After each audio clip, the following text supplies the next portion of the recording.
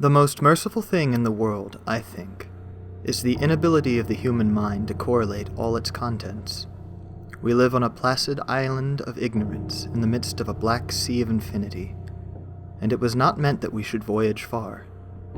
Someday, the piecing together of dissociated knowledge will open up such terrifying vistas of reality that we shall either go mad from the revelation or flee from the light into the peace and safety of a new dark age.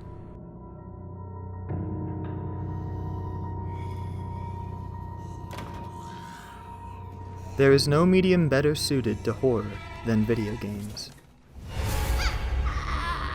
And there is no horror more unsettling than that of the works of HP Lovecraft. The marriage of the two seems perfect. Lovecraft's world comes with a huge roster of gods, monsters, locations, spells, and scenarios. Writers like Stephen King, Neil Gaiman, Alan Moore, and Jeff Vandermeer have carried the sickly green torch of cosmic horror literature throughout the decades. Lovecraft has been successfully adapted to film, comics, board games, tabletop role-playing games, and a musical. Cthulhu the musical, based off the work of HP Lovecraft, classic horror writer. Why not video games? To be sure, when Lovecraftian video games are mentioned, a few names spring to mind: Bloodborne, Darkest Dungeon, Call of Cthulhu, Crawling with Love, the visual novel. But I would argue that these are not works of Lovecraftian horror. They are games that use the imagery and aesthetic of Lovecraft, but none of them manage to capture the tone, themes, or central ethos of the writings they draw from. To explain why this is the case, first we must understand just what is Lovecraftian horror.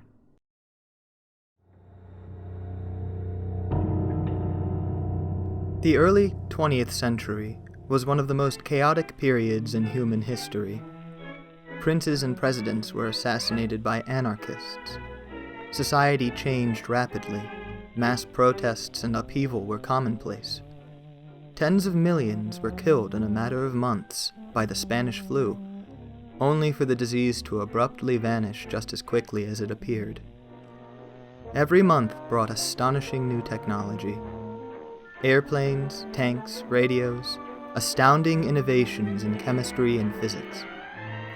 All these wonders would be turned to horrors as countless millions died in a war fought over absolutely nothing. In the aftermath of World War I, Western civilization was at a loss.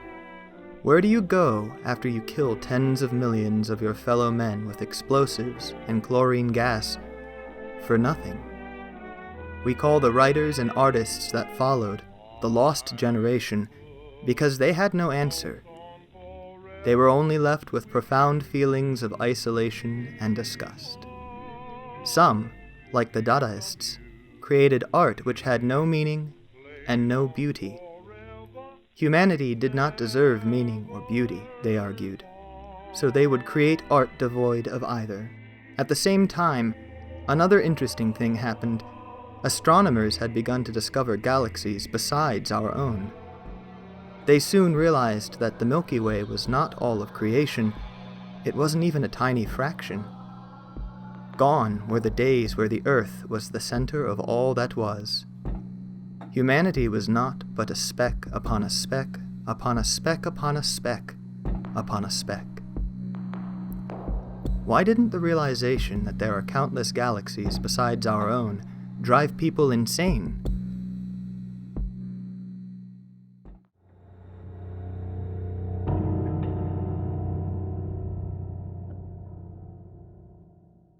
And from all this came Howard Phillips Lovecraft. Originally little more than a disciple of Edgar Allan Poe, following in the tradition of American Gothic horror, HP's writing would become something else entirely. He blended the dread and paranoia that is so essential to horror with his own neuroses and the particular terror of the times. Lovecraft rejected anthropocentrism, the notion that humans are somehow special or distinct from other creatures.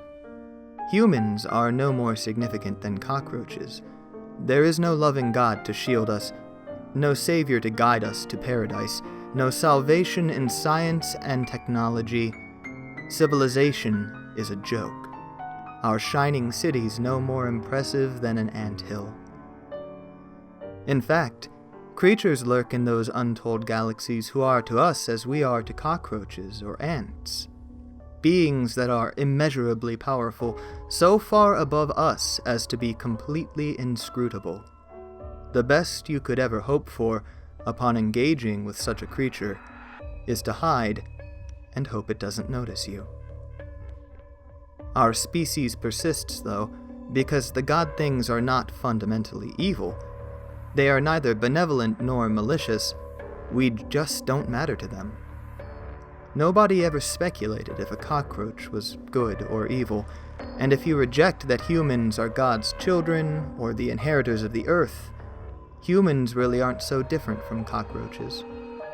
We don't go mad when we contemplate our smallness in the cosmos, for the same reason that cockroaches don't go mad over how meaningless their little lives are.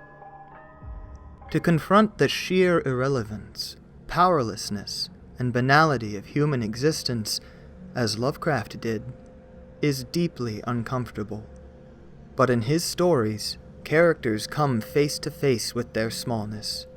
They see an eldritch god, or attract the attention of some superbeing from a faraway star, or just read the writings of a mad sorcerer who foolishly thought he could conquer these horrors with his intellect. Most of them are driven insane or killed for it.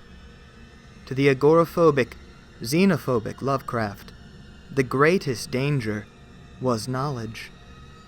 The best thing you could ever hope to do is stay home, and if you hear a bump in the night, you never ask what it could be.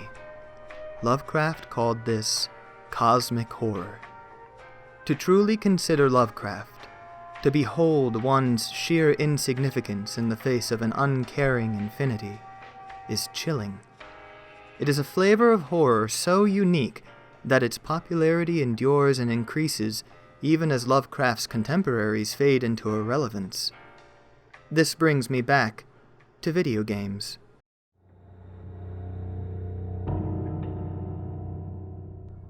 Games are, by their very nature, an empowering medium.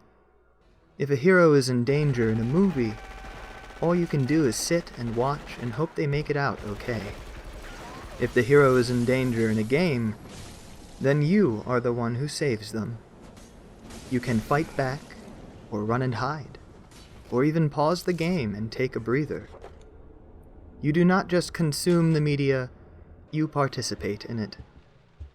This can make for truly enrapturing horror experiences, like the agonizing discomfort of PT's repeating hallway, or the sheer panic when the dogs break the window in Resident Evil.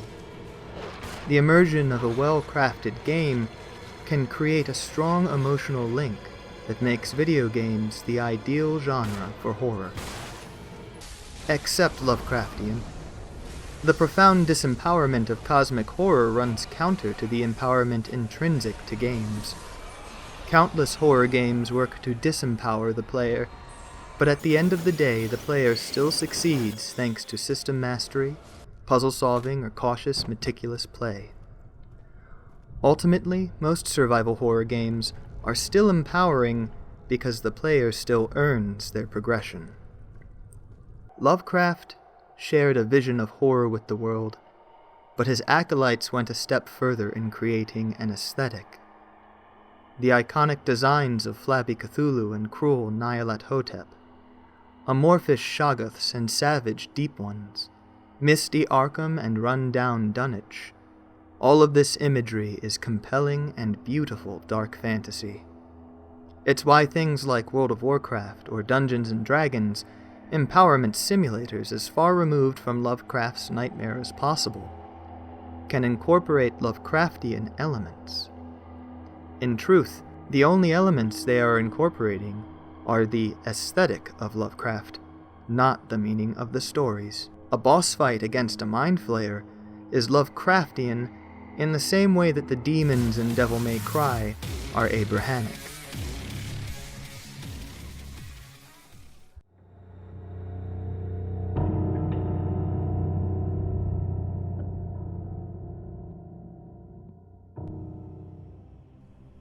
Let's illuminate with a few examples. Souls games often invoke Lovecraft, but none more so than From Software's Bloodborne. It's a hauntingly beautiful game, which starts with the player fighting werewolves and the undead, only to slowly introduce more and more eldritch elements, mirroring the influence Gothic horror had on Lovecraft.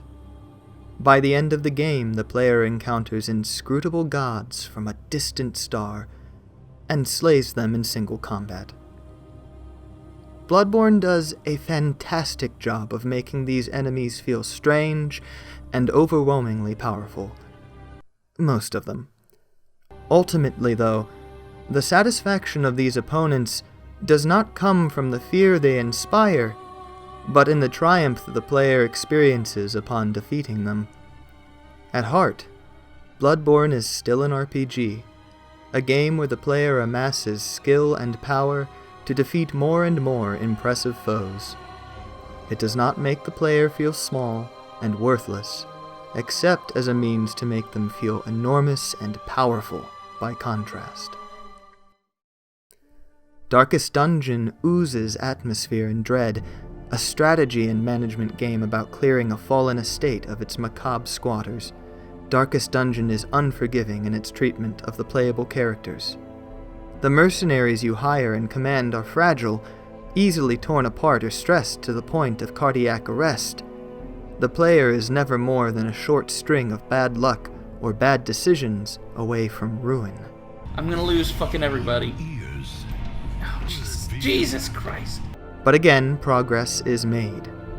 The game's base difficulty has essentially no failure state. Even the loss of all your best heroes simply costs you time and progress. The most unforgiving difficulty setting, Stygian mode, introduces a time and a hero limit. While the disposability of the human champions would be quite pleasing to old HP, the player still overcomes the game's obstacles one by one through systems mastery. Much like Bloodborne, Darkest Dungeon is a game that forces the player to earn their empowerment, not one that refuses to admit it exists. Let's look instead to direct horror games. The most famous Lovecraftian horror game would be Call of Cthulhu: Dark Corners of the Earth. This is a schizophrenic game, and not in a good way. It mixes superb atmosphere, art direction, and storytelling with pathetic gunplay, AI that appears to have their brains scooped out by the Migos, and glitches galore. But even if one fixed the game's glaring flaws, it may be a horror game, but it is also one with boss fights against Shoggoths and Starspawn. Put aside the sanity mechanic, which is brilliant but half-hearted. Cthulhu's pantheon are reduced to strange monsters for Jack and his ally, the US military, to battle.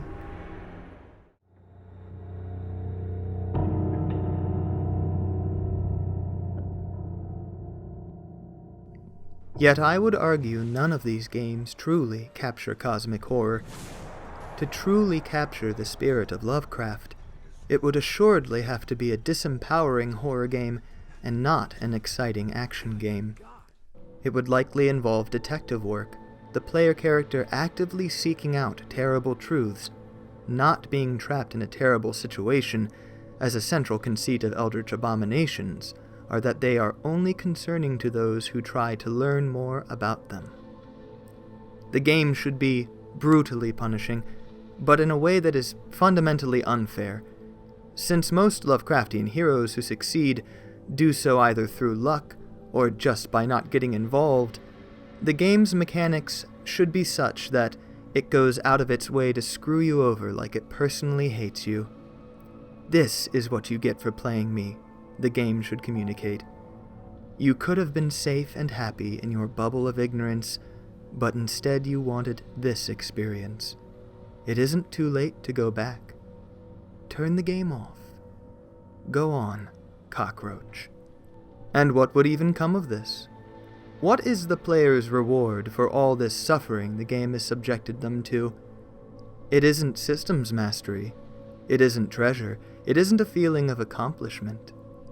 It's death, or madness, or if the player character is very, very lucky, emerging unscathed with the knowledge that they were a fool to plumb these depths in the first place. To be clear, I am not saying that games with Lovecraftian elements are bad games or bad horror games. Some are masterpieces in their own right. They just fail to capture the same terror of Lovecraft's fiction.